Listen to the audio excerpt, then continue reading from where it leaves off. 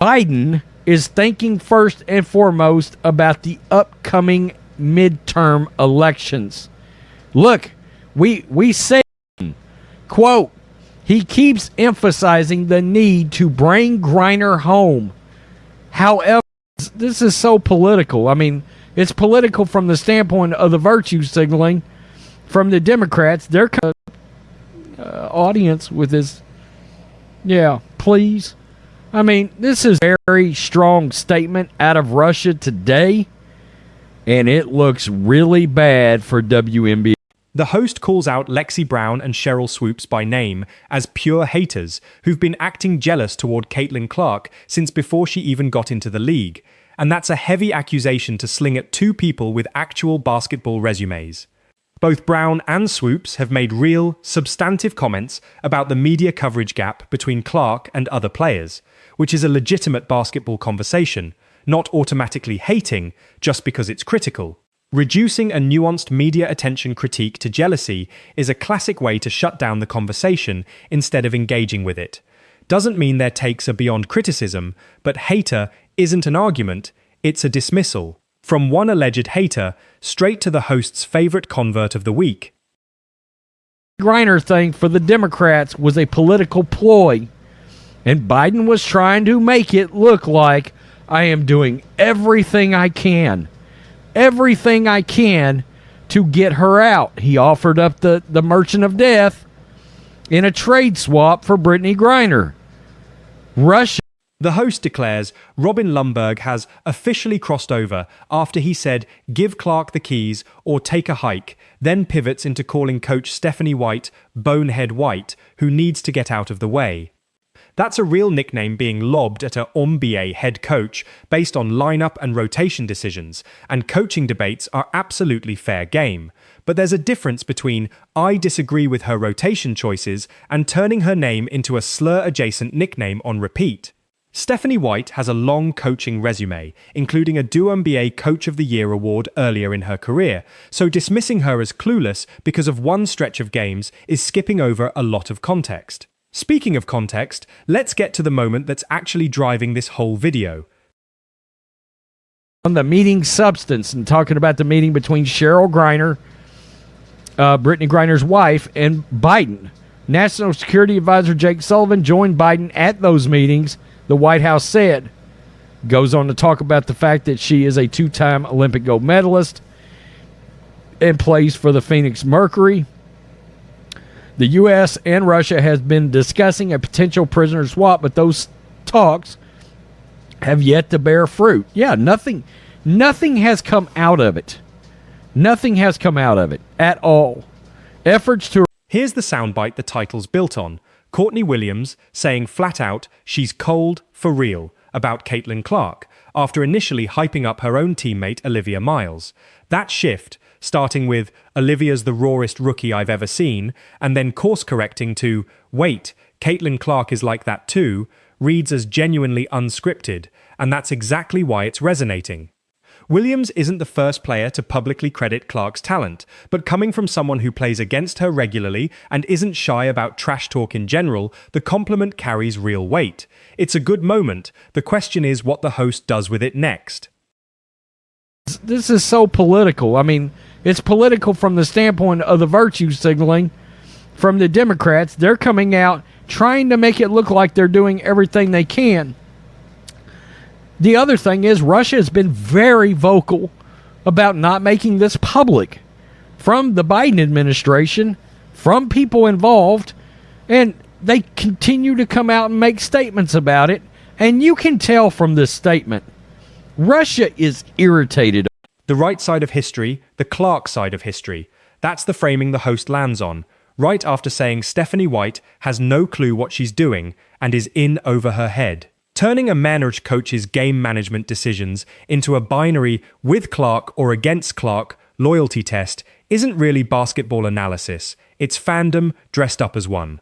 Coaches make rotation and usage decisions based on matchups, fatigue, and roster construction. None of that requires being anti-Clark and framing every coaching choice that doesn't maximize one player's touches as some kind of moral failing sets up a pretty shallow standard for what good coaching even means. This is serious to Russia, but it's not serious enough during what they have going on right now to make her a priority. This is bad news. Right after Richardson came out and said, we think she might get out by year's end. Doesn't look that way at all. A release is not imminent. Not even on the radar. Wow. Wow. Tell me what you think, black and white sports fans. Brittany Griner, I bet she acknowledges and... The setup here is genuinely interesting. Fans and analysts noticing Olivia Miles isn't getting the same physical, full-court, blitzing defensive attention that teams throw at Caitlin Clark, dubbed the Paige Buchers treatment. That's a real pattern worth discussing. Defenses calibrate effort based on perceived threat level, and if Miles is torching teams without that treatment, that's either a scouting oversight or a sign she hasn't fully registered as a priority yet. Either read is a legitimate basketball conversation about how quickly defensive schemes adjust to rookie production, which is more interesting than most of what follows in this video. Robin Lundberg's actual quote is simple: give Caitlin Clark the keys, take credit, or take a hike. A blunt, but fairly standard, empower your best player take that coaches and fans debate about star players across every sport. It's not a wild claim. Let your most talented player create is basic basketball logic, especially once a player's shown she can draw enough defensive attention to open things up for teammates like Kelsey Mitchell. Where it gets less standard is what happens to this quote in the host's hands right after. The hosts read on Williams' shift, from praising her own teammate to immediately pivoting to, wait, Caitlin Clark is like that, is actually a sharp bit of analysis, noticing that Williams caught herself before the compliment could sound like an unfair comparison. That kind of in-the-moment self-correction is hard to fake, and it's a more convincing signal of genuine respect than a lot of scripted, I respect her game, media day answers players give. Good catch by the host here, even if the video takes a much less careful approach in other spots. You're tuning into Black and White Sports on YouTube. The no-holds-barred truth on sports. The main event starts now. I'm back. Rudrance for Black and White Sports. Well, we've got a Brittany Griner update, and it is a big one. And Venom's quote to Robin: "This is everything I was telling you last year, and you made excuse after excuse," is basically one YouTube commentator ribbing another for taking longer to come around on a take. That's low-stakes creator rivalry stuff, entertaining if you follow this specific corner of WNBA YouTube, but it's worth remembering this is commentary about commentary, two content creators debating each other's prior takes, several steps removed from anything happening on an actual basketball court. very strong statement out of Russia today, and it looks really bad for WNBA star Brittany Griner. It certainly does.